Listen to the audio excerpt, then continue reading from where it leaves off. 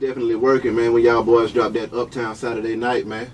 Oh, that was a classic album, fellas. Thank Good you, looking, bro. man. Thank you so Good much, looking. No man. problem. I mean, can y'all Thank you tell so me much. some of the stuff behind creating that Kool Aid High, man, and that Luchini? Damn, Coolie High, Luchini.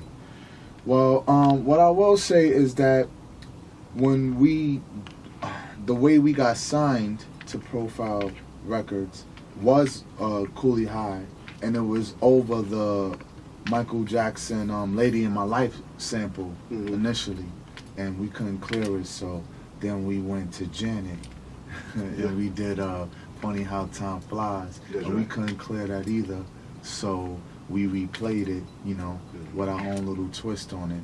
So, and when we did that, it actually it made a soundtrack, you know, Great White Hype, starring Samuel L. and Woody Harrelson and Jamie Foxx.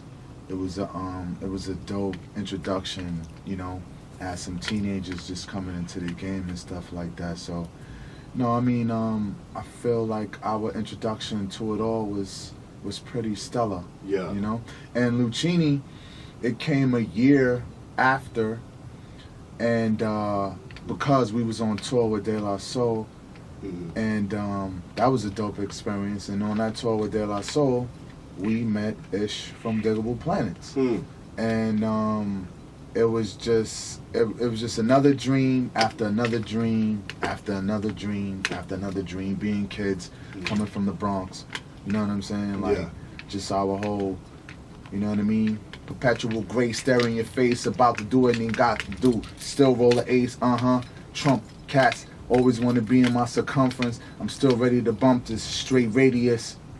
Play me when the Celsius highs degree. I'm still fly as can be. Sorry.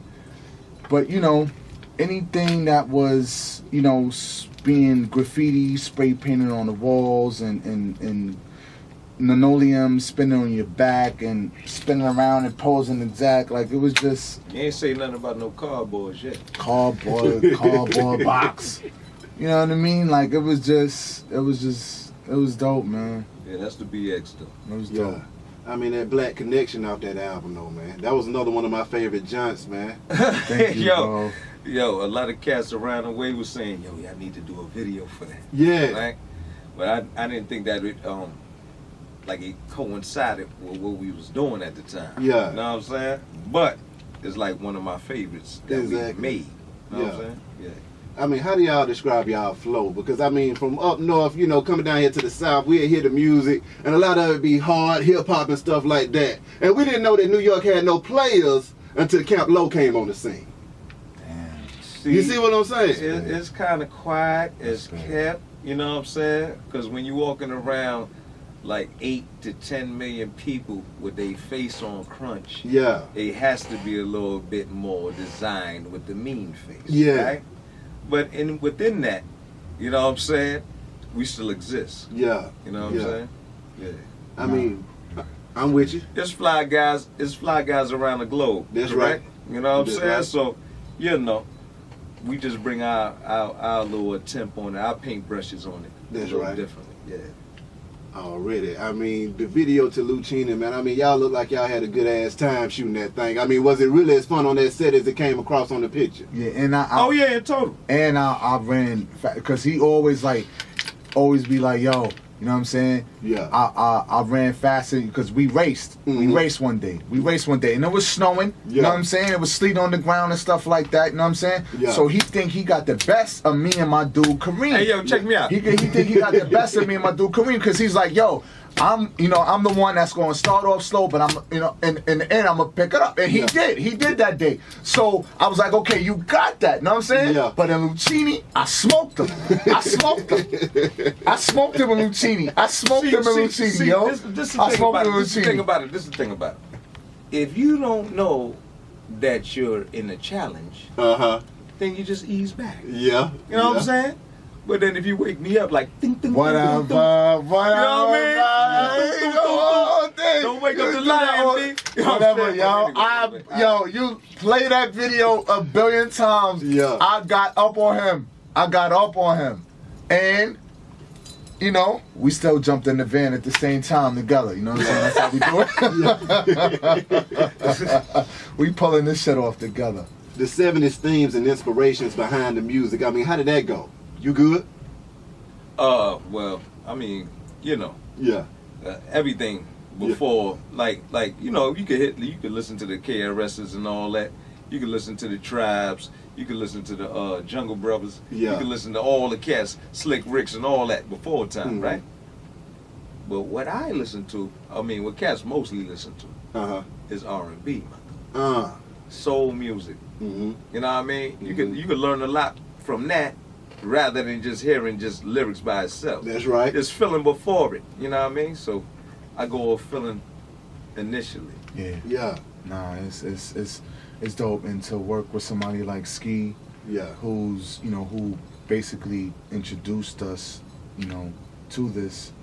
It's great, man, to have 18 years, you know, with two individuals that you find to be extremely creative and just, you know what I mean? Like, I don't know, man, like, I think creating in that space with them is it's a blessing, bro. I mean, speaking of Ski, I mean, he was making tracks for Jay-Z at the time too, and I'm understanding that y'all were battling for some of them tracks.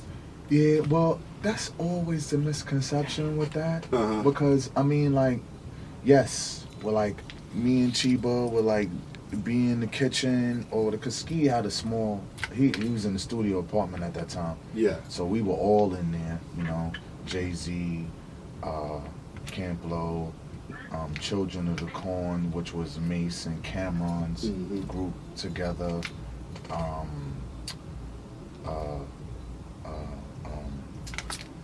Young Z, who introduced Rod Digger, you know, like, it was just, and you know, they helped also introduce Eminem, you know what I mean? Like, it was a museum. It was a museum up in there, man. Yeah. And, but, yo, it was some dope times. And, segueing into the fact that Ski actually just found like 8 tracks that we did. Hold on, Jackson. I mean, that would never release. Come on. Never release. Right. From the Uptown Saturday Night era. Yeah, because but before that, like what got us signed? What got us signed? There was an album that existed before the album, before we got signed. So what we doing then, fellas? So so that's what we doing right now. So we about that's the next. That's our next move. See, that's cold. That's our next move. It's supposed to be a surprise, man. Nah, Ski already blew it up. So. Oh, he blew it up already? He blew up already. Oh, well, then I'm the last cog in the machine to find out. Already. I mean, it is exciting. Like, it is exciting. It is. Yeah. I'm like, we listen back to what we did in we didn't even think it existed no more. Yeah. You know what I mean? So it was like, damn, this shit is... Now, you good. Okay. Because, see, when niggas start listening to the music, my question is always, did Ski bring the beats first, or did y'all already have the songs, or did y'all walk in the studio and hear that music playing and say, you know what?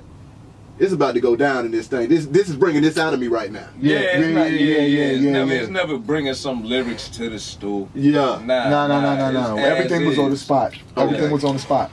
Now, there was some times that we would walk in and Ski would, you know, have some beats already going. Yeah. But for the most part, especially with Uptown Saturday Night, we were there as he went through every record that he went through, and like we, you know, except for Luchini. We woke up out of our sleep when he played us that beat. We like leaped out of our skin. We were already there recording while we were still, you know, in the bed at the same time. Like, it was just that moment right there. When your man played the beat, right? Yeah. It was more of the, yo, hear this. right? Yeah. And before you could put the phone down, it was like, boom, boom. That was one of those situations. We were already dancing on a certain sound. Yeah. Like we were already vibrating. We already had our design. You know, and that stamped it. That stamped it. Yeah. That was the stamp right there. Yeah. You know what I'm saying? So to go back to that to the album I'm talking about, like I think people are gonna see that when it's like, yo, like yeah, yo, that was, oh man, that was dope, man. So now what made y'all determine how y'all flowed on those beats? Because y'all could have easily came and not bring the swag like y'all did. I mean, y'all kind of just rolled those beats and just took it to another level. That's why I say y'all was some players with it, because I could tell y'all was on them beats and just kind of riding them like they were supposed to be rolled. So what made y'all do it that way versus just coming on some hardcore, you know? Thank you. I mean, come on, man. I mean, not you. I'm with you. But, Thank you. Why would you do it that way? You take away from the magic. Some folks don't know how to do magic, though. You see what I'm saying? Abracadabra and some bullshit. You see what I'm saying? Right. So, I mean, I done seen plenty of folks have a hit track dropped in their hand, and they fuck it all the way up. And you like, hey, bruh, really? On that track? That's how you feel? That track you feel that way? You see what I'm saying? B. Yeah, you're correct on it. Yeah. Right? It can happen that way. Uh-huh. You know what I'm saying? Sometimes the track will overdo you. Exactly. And sometimes you can make a marriage to the track. Yeah. It depends on the artist.